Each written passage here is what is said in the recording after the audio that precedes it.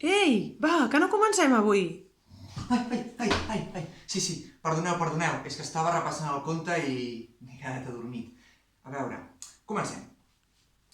Hola, el conte que us explicarem avui és La vella desperta, il·lustrat per la Lucía Serrano. I és un conte que comença precisament on acaba el de la vella dormint, aquell en el que el príncep li fa un petó a la vella dormint i aquesta es desperta després de 100 anys d'estar dormida. I precisament perquè havia estat 100 anys dormint, que va decidir estar 100 anys sense dormir, ben desperta, i de fet, per això tothom va passar a anomenar-la la vella desperta. I sí, tenia tanta energia que durant el dia feia tot allò que volia, i fins i tot a la nit encara li quedava energia. Fixeu-vos que en una setmana s'havia llegit tota la col·lecció de contes desexplicats. Va aprendre a cosir i mireu quina bufanda. I encara li sobrava energia per practicar ping-pong, pàdel i fins i tot tenis. I tot ho feia ella a la nit. Però clar, se sentia una mica sola. Així que un dia va decidir anar a buscar a un company de joc, que no era un altre que el príncep. Però, silenci, que està dormint.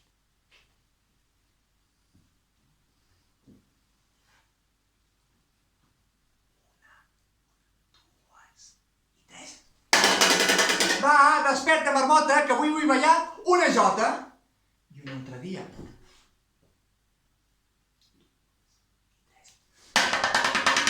Va, desperta, dormilega, que avui vull fer un pastís de xocolata i mantega.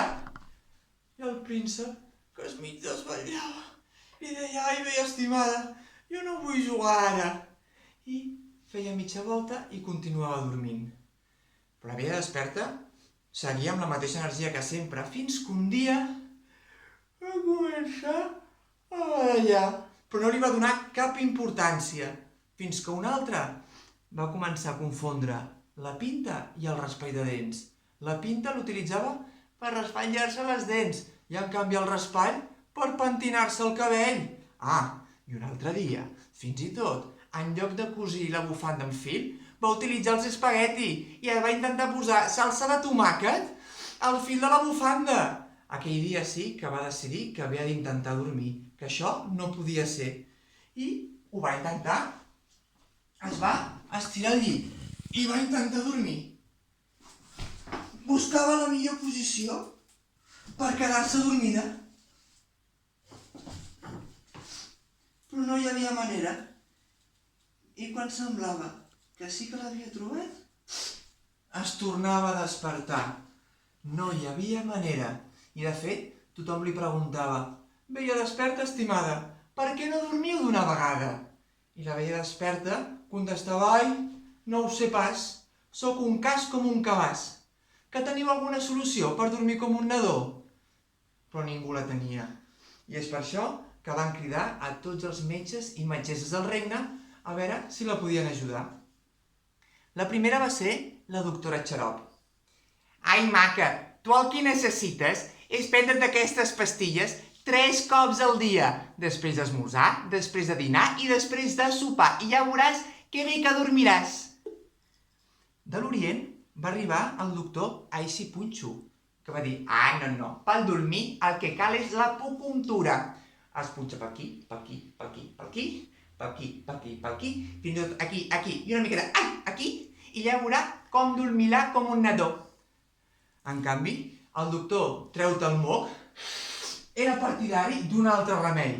No, tu el que has de fer és banyar-te amb aigua calenta. Omples el gibrell i et dutxes així amb aquesta aigua calenta i ja veuràs que bé que dormiràs.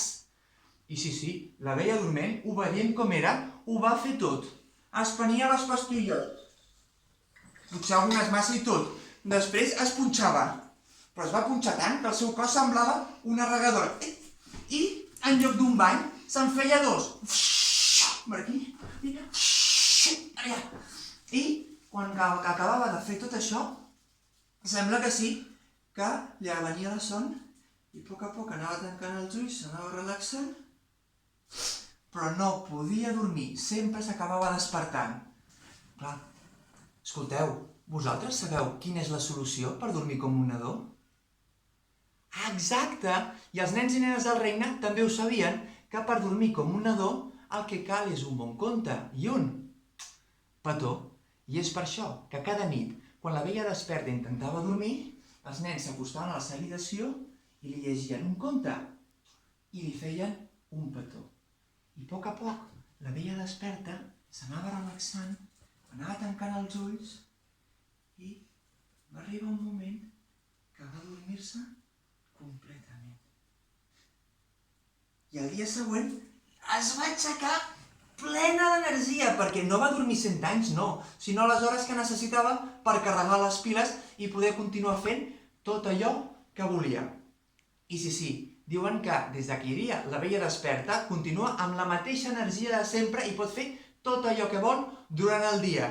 I a la nit ho té clar, que els vol prendre la seva medicina per dormir com un nadó, que no és un altre que un bon conte i un petó. I conte contat ja s'ha acabat.